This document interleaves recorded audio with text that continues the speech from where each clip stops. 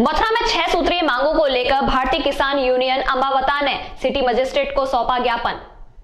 6 सूत्री मांगों को लेकर भारतीय किसान यूनियन के नेता व कार्यकर्ता उतरे सड़कों पर। ट्रैक्टर को लेकर किसानों ने शुक्रवार टैंक चौराहे से लेकर कलेक्ट्रेट तक जमकर विरोध प्रदर्शन किया। बता दें कि लंबे समय से विभिन्न किसान संगठन 3 कृषि कानून को वापस लेने के लिए आंदोलन कर रहे हैं, तो वहीं किसानों के कई गुट धरना दिए बैठे हुए हैं। समय समय पर किसानों के विभिन्न संगठन अपनी मांगों को लेकर विरोध दर्ज करा रहे हैं। इसी क्रम में शुक्रवार को भारतीय किसान यूनियन अंबावता के सैकड़ों कार्यकर्ता और पदाधिकारियों ने 6 सूत्री मांगों को लेकर एक ज्ञापन मथुरा के सिटी मजिस्ट्रेट को सौंपा, जिसमें उन्होंने अपनी विभिन्न मांगों को पूरा किए जाने का समय 26 दिसंबर तक का दिया है।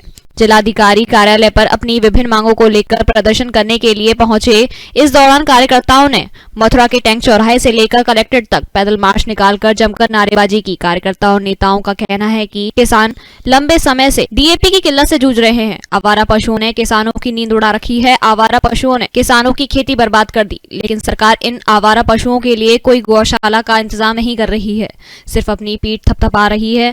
ऐसा अब ज्यादा समय तक नहीं चलेगा और किसान अपनी मांगों को लेकर सड़कों पर उतर गए हैं और जब तक हमारी मांगे पूरी नहीं होंगी तब तक वह सड़कों पर बैठे रहेंगे। जिला प्रवक्ता संतोष कटारा, पूर्व तहसील अध्यक्ष मार्ट ओम प्रकाश, नेताजी राजू गुप्ता, प्रवीण कटारा आदि सैकड़ों की संख्या में कार्यकर्ता मौजूद रहे। ललित उपाध्याय, मथुरा समाचार 24। अंबावता ग्रुप वाले लोग जो है किसान यूनियन ये लोग आए थे आज जो है धरना प्रदर्शन के लिए, और अंत में इन्होंने अपना कलेक्ट्रेट में आके ज्ञापन भी दिया है। इसमें इनकी 6 सूत्री मांग है।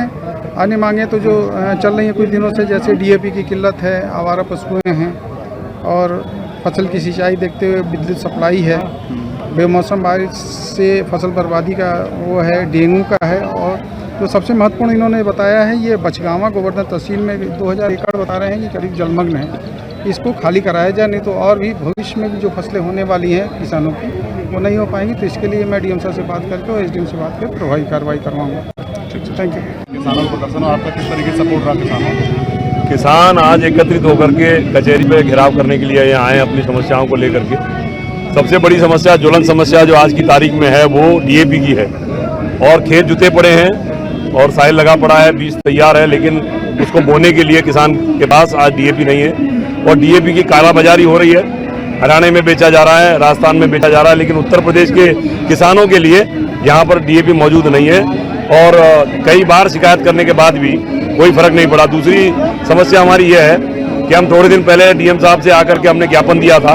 बेमौसम बरसात की वजह से हमारी जो फसल है वो बर्बाद हो गई थी, उसका न तो अभी तक सर्वे हुआ है न मुआवजा मिला है। ये 2 समस्या आज की तारीख में हमारे सामने बहुत और बची कुची जो हमारी चीजें हैं वो आवारा पशु जो हैं उसे बर्बाद कर रहे हैं, वो भी बहुत बड़ी समस्या आज की तारीख में किसानों के सामने है। प्रशासन ने क्या आश्वासन दिया है? देखिए, आश्वासन क्या, तो इनके पास भरमार है, हर बार आते हैं, हर बार हमको बहकाते हैं, आश्वासन देते हैं, हर चीज की इनको जानकारी है। इनको एक चीज की जानकारी है कि कालाबाजारी हो रही है, लेकिन सत्ता पक्ष कालाबाजारी कर रहा है, प्रशासन तमाशा देख रहा है, कोई सुनने को तैयार नहीं है। इनकी जानकारी में सब कुछ है, लेकिन ये आंख पर पट्टी बांधे हुए बैठे हैं और किसान सड़क पर घूम रहा है आज की तारीख। ये मांग हमारी 6 सूत्री मांग थी। सबसे पहले मांग है हमारी एक बछगावा गोवर्धन में, जिसमें 2000 हेक्टेयर में पानी भरा हुआ है और अभी प्रशासन ने उसकी निकालने की कोई भी समाधान नहीं किया है। उसमें रबी की फसल खराब हो गई, खरीफ की भी होने वाली है।